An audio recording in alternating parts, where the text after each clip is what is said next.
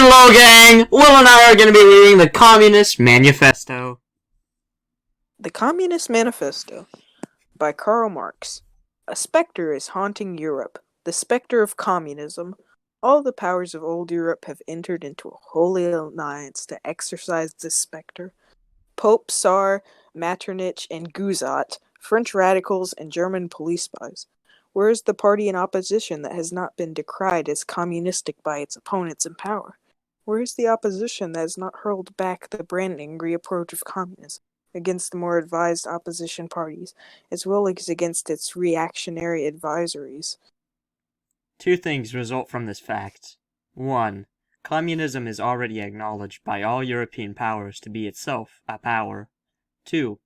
It is high time that communists should openly, in the face of the whole world, publish their views, their aims, their tendencies, and meet this nursery tale of the spectre communism with a manifesto of the party itself. To this end, communists of various nationalities have assembled in London and sketched the following manifesto, to be published in the English, French, German, Italian, Flemish, and Danish languages. 1. Borgias and Polkaminaries. The history of all hitherto existing society. B.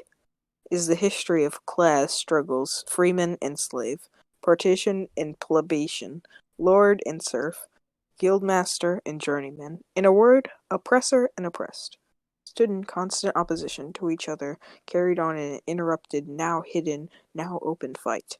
A fight that each time ended either in a revolutionary reconstitution of society at large, or in the common ruin of the contending classes. In earlier epochs of history, we find almost everywhere a complicated arrangement of society into various orders, a manifold graduation of social ranks. In ancient Rome, we have patricians, knights, plebeians, slaves. In the Middle Ages, feudal lords, vassals, guildmasters, journeymen, apprentices, serfs. In almost all of these classes, again, subordinate graduations. The modern Buford society that has sprouted from ruin of feudal society has done away with class antagonisms. It has but established new classes, new conditions of oppression, new forms of struggle in place of the old ones. R.E. Posh, the Posh of Buford, C. Possessions. However, this distinct feature is simplifies class antagonism. Society as a whole is more and more splitting up into two great hostile camps, into two great classes directly facing each other, Bufordism and oligarchy. From the serfs of the Middle Ages sprang the chartered burghers of the earliest towns. From these burghers, the first element of the Buford, the discovery of America, the rounding of the Cape, opened up fresh ground for the rising burghers. The East Indian and Chinese markets, the colonization of America, trade with the colonies, the increase in the means of exchange and in commodities generally, gave to commerce, to navigation, to industry, an impulse never known before, and thereby to the revolutionary element in the tottering feudal society, a rapid development. The feudal system of industry, under which industrial production was monopolized by closed guilds, now no longer suffice for the growing wants of the new market. The manufacturing system took its place. The guildmasters were pushed on one side by the manufacturing middle class. Division of labor between the different corporate guilds vanished in the face of the division of labor in each single workshop. Meantime, the markets keep ever growing, the demand ever rising. Even manufacturers no longer sufficed. Thereupon, steam and machinery revolutionized industrial production. The place of manufacture was taken by the giant modern leaders of the whole industrial onwards, the modern burghers. Modern industry has established the world market for which the discovery of America paved the way. The market has been given an immense development to commerce, to navigation, and to burghers by land. This development has in turn reacted on the extension of industry. and in proportion as industry, commerce, navigation, railways extend in the same proportion, the Burgundies developed its increasing in its capital, and pushed into the background of every class handed down from the Middle Ages. We see, therefore, how the modern Burgundies is itself the product of a long course of development, of a series of revolutions in the modes of production and of exchange. Each step in the development of the burghers was accompanied by corresponding political advance of that class, as oppressed class under the sway of the feudal nobility and armed in the self-governing association of the medieval commune, here independent urban republic, as in Italy and Germany, their taxable third estate of the monarchy, as in France, afterwards in the period of manufacture proper, serving each the semi-feudal or absolute monarchy as of counterpoisie against the nobility, and in fact, cornerstone of the great monarchs in general, the Burgundies had at least one, since the establishment of the modern industry and of the world market, conquered it for itself, in the modern representation state, exclusive political away, the executive state, but its committee for managing the common affairs for the whole burghers. The burghers, historically, have played a most revolutionary part.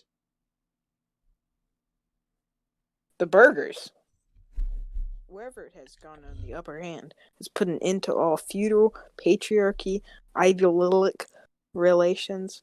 It has pitilessly torn asunder the motley feudal ties that bound man to his natural superiors, has left no other nexus between man and woman other than naked self-interest, than calloused cash payments, has drowned out the most heavenly ecstasies of religion fever, the chivalrous enthusiasm of Philistine sentimentalism, in the icy water of egotistical calculations, is resolved personal worth into exchange value, and in place of the numberless, indefensible, chartered freedoms, has set up the single unconscionable freedom, free trade, in one word, exploitation on roadblocks, veiled the religious and political illusions, is substituted naked, shameless, direct, brutal exploits on roadblocks.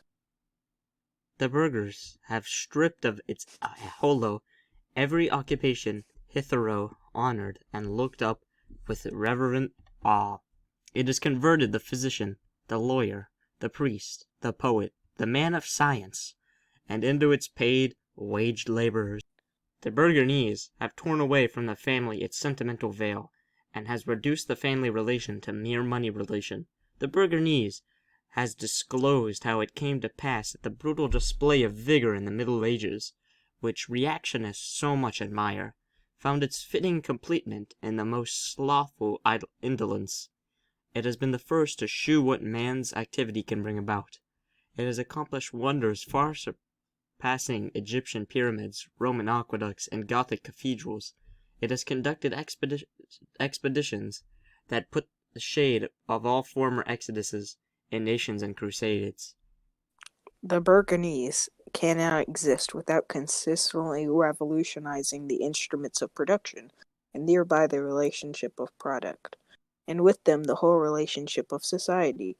Conversion of old modes of production in the unaltered form, on the contrary, the first condition of existence from all other industrial classes. Constant revolutionizing of production, interrupted disturbance of all social consistence, everlasting uncertainty and agonization distinguished the Burgundies' epoch from all earlier ones. All fixed, fast, frozen relations, with their train of ancient and vulnerable prejudices and opinions, are swept away, and all formed new ones to become adequated as they ossify. All the solid melts into air, and all that is holy is profaned, and man at last compelled to face with sober senses its real condition of life, and its relations with the kind. The need of constantly expanding market for its products chases the Burgundies over the simple surface of the globe. It must nestle everywhere, settle everywhere, and settle everywhere to establish constance everywhere. The Burgundies has, through its exploitation of the world market, given a cosmopolitan character to production and consumption in every country. To the great chagrin of the reactionists, it has drawn from under the feet of industry the national ground on which it stood. All old established national industries have been destroyed, or are daily being destroyed. They are dislodged by new industries, whose introductions become a life and death question for all civilized nations, by industries that no longer work up indigenous raw material, but raw material drawn from the remotest zones, industries whose production are consumed, not only at home, but in every quarter of the globe. In place of the old wants satisfied by the production of the distant lands and climes, in place of the old land and natural seclusion and self-sufficiency, we have intercourse in every direction, universal interdependence of nations, and as in material, or also in intellectual production, the intellectual creations of individual nations become common property. National one-sidedness and narrow-mindedness have become more and more impossible, and from the numerous national and local literatures there arises a world literature. The Burgonese, by the rapid improvement of all instruments of production, by the immensely facilitated means of communication, draws all, even the barbarian, national into civilization. The cheap prices of its commodities are the barbarian's intensely obstinate hatred of foreigners to capitulate.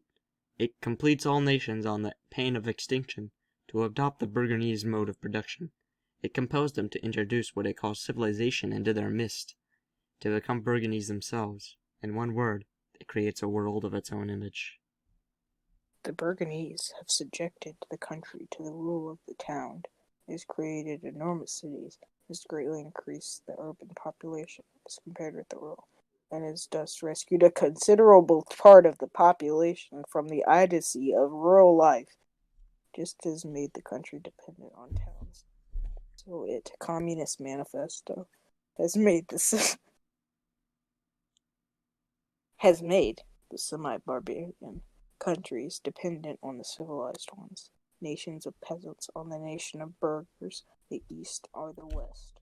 The Burgonese keeps more and more of doing away from the scattered state of the population, of the means of production and of property. It is agglomerated population, centralized means of production, as concentrated property in a few hands. The necessary consequences of this political centralization are to loosely connect the provinces with separate interdependent laws, governments, and systems of taxation, become lumped together into one nation, with one government, one code of law, one national class interest, one frontier, and one custom tariff. The burghers, during its rule of the scarce 100 years, has created more massive and more colossal production forces than have all preceding generations together.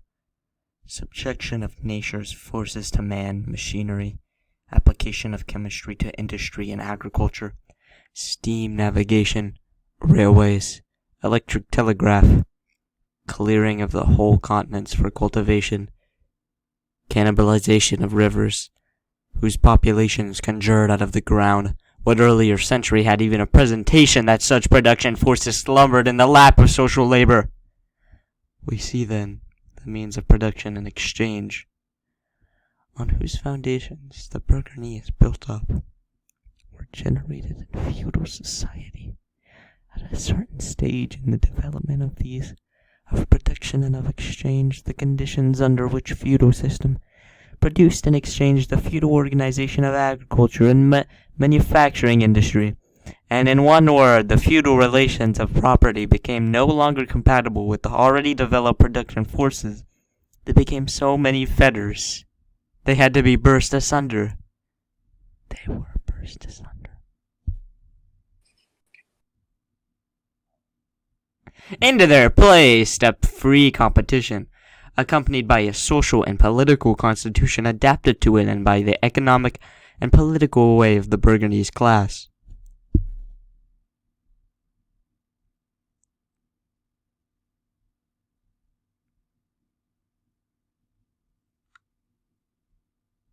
A simple movement is going on before our eyes.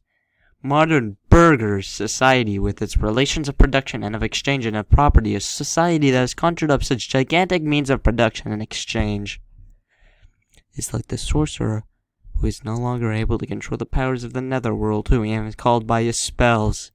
For a decade past, the history of industry and commerce is but the war of modern productive forces against modern conditions of production, against the property relations that are the conditions for the existence of the burghers and of its own rule. It is enough to mention the commerce crisis that by their periodic return put on trial, each time more threateningly, the existence of the entire burgher society.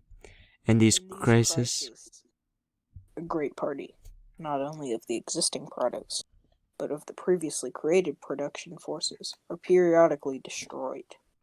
In these crises, they break out an epidemic that, in all earlier epochs, would have seemed absurdity. The epidemic of overproduction. Society suddenly finds itself back, put into a state of momentary barbarism. It appears as if a famine, a universal war of devastation, has cut off the supply of every means of subsistence.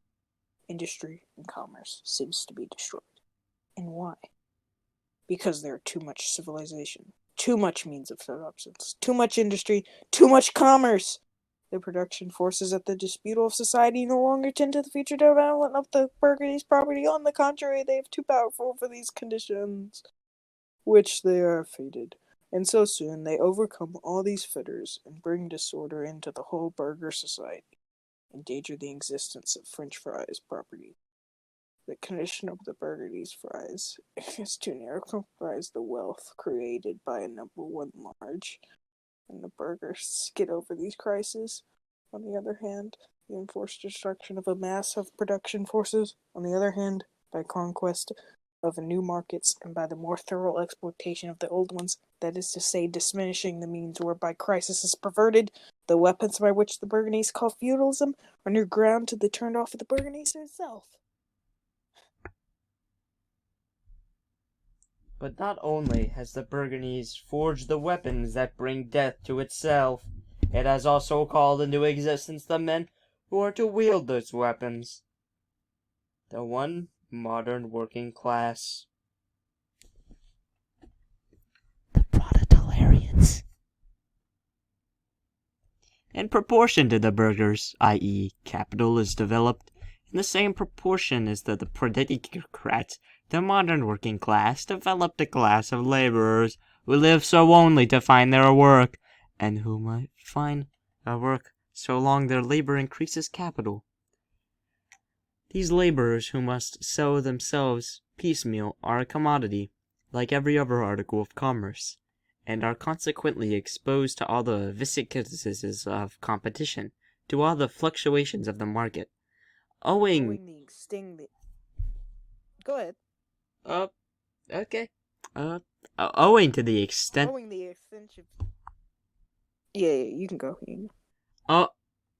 Owing During the extensive use of machinery and to division of labor, the work of the proletarians has lost all individual character, and consequently all charm for the workman. He becomes an appendage of the machine, and is only the most simple, most monotonous, and most easily acquired knack. This is required of him. Socialist Labor Party 14, www.slp.org.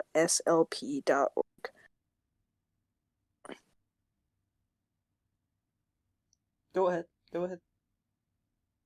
No, I insist. No, seriously, go ahead. Page 50. You can start. You go ahead. Hence, the cost of production of a workman is restricted almost entirely to the means of substance that he requires for maintenance and for the propagation of his race. But the price of a commodity, and therefore also of labor, is equal to the cost of production. In proportion, therefore, as the repulsiveness of the work increases, the wage decreases. Nay, more, in proportion as the use of machinery and divisions of labor increases, and in the same proportion as the burden of toil also increases, whether the prolongation of the working hours by increase of the work extracted into a given time or by the increase of the speed of the machinery, etc. Modern industry has converted the little workshop of the master into the great factory of the industrial capitalist. Masses of laborers crowded into the factory are organized like sardines. As privates of the industrial army, they are placed under the command of a perfect hierarchy of officers and sergeants. Not only are they slaves to the burgher class and of the burgher state, they are daily and hourly enslaved by the machine, by the onlooker, and above all, in the individual burgher manufacturer himself. The more openly this deposition proclaims gain to be its end and aim, the more petty, the more hateful, and the more embittering it is done. In manual labor. In other words, the more modern industry becomes developed, the more is the labor of men superseded by that of women. Differences in age and sex have no longer any distinct social class. All are instruments of labor, expensive to use, according to their age and sex. No sooner the expectation of manufacturer at an end receives wages and cash than he is set upon by the other portion of bourgeoisie, landlord, the public, etc.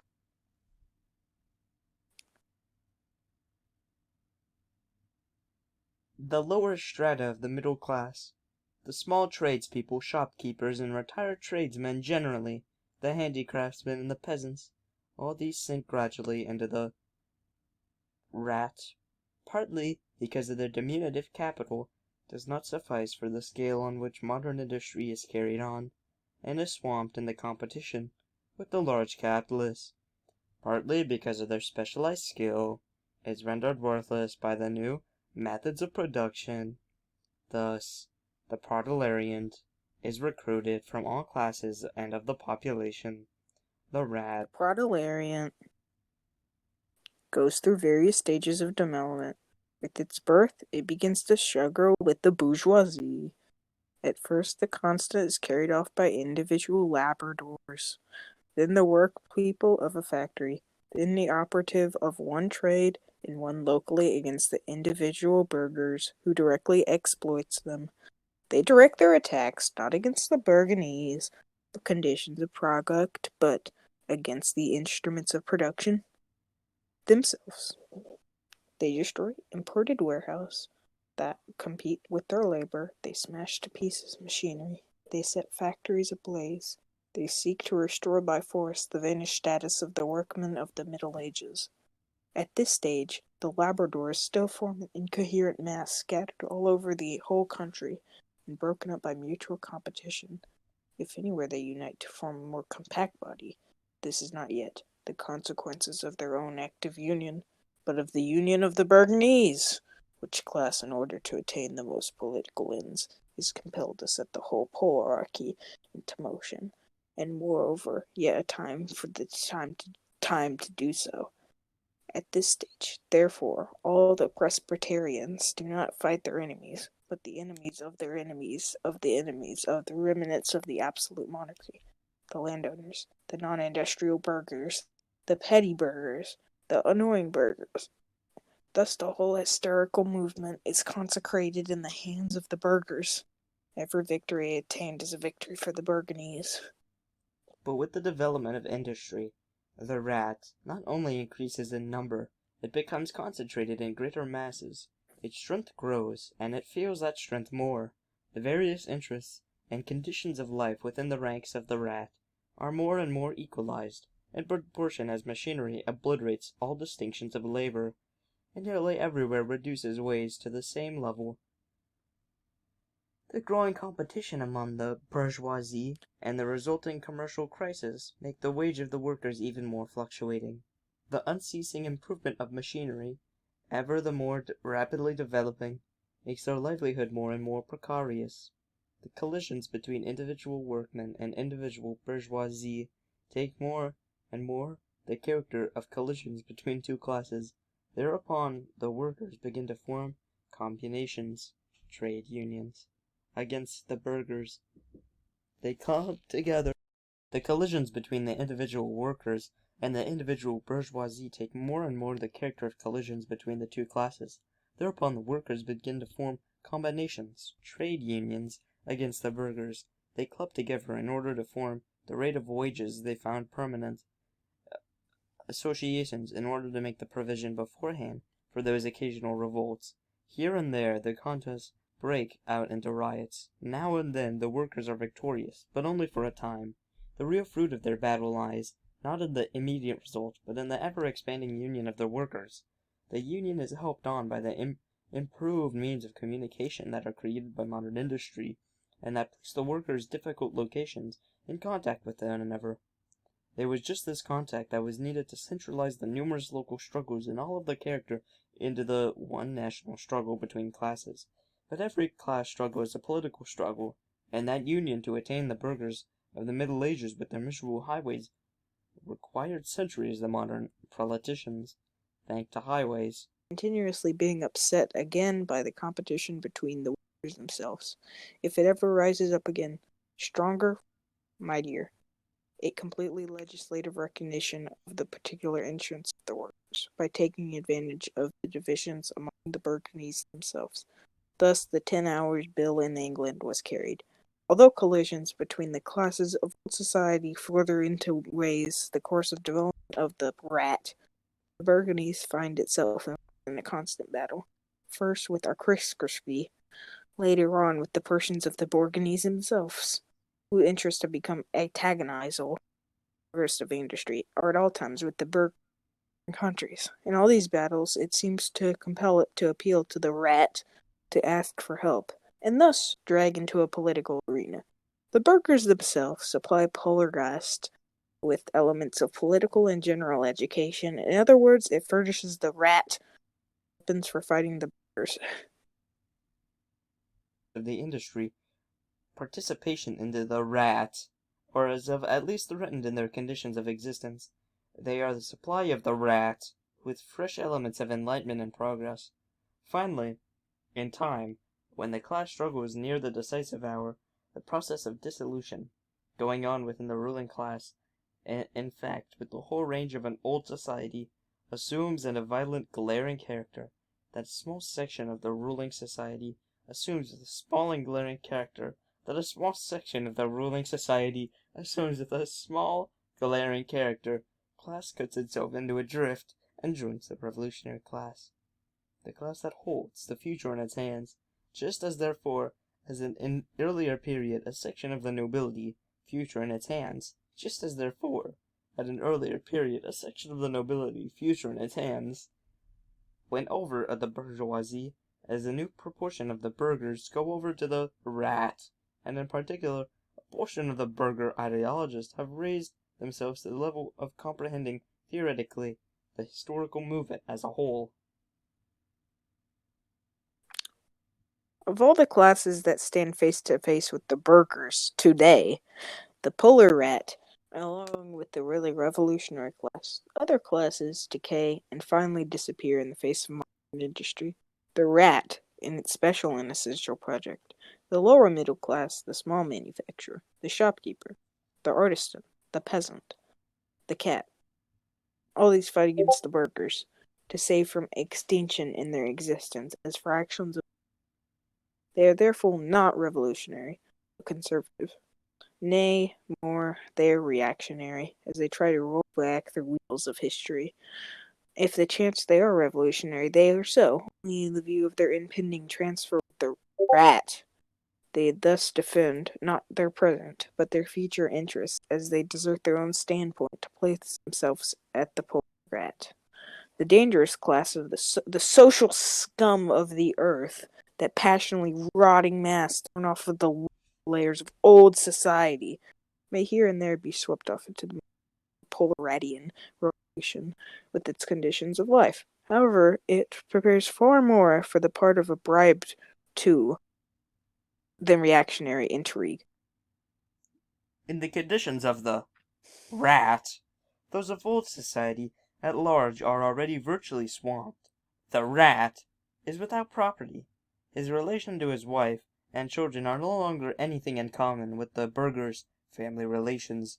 Modern industrial labor, modern subjugation to the capital, the same in England as in France, in America, as in Germany, has stripped him of every trace of national character. Law, morality, religion, are to him so many burgher prejudices, behind which lurk in ambush just as many burgher interests.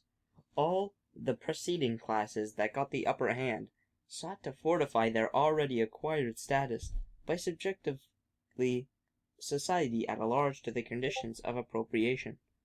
The rat cannot become master of the productive forces of society by abolishing their own previous mode of operation, and therefore also every other previous mode of apprehension. They have nothing of their own to secure and to fortify. Their mission is to destroy all the previous securities and for the insurances of individual property.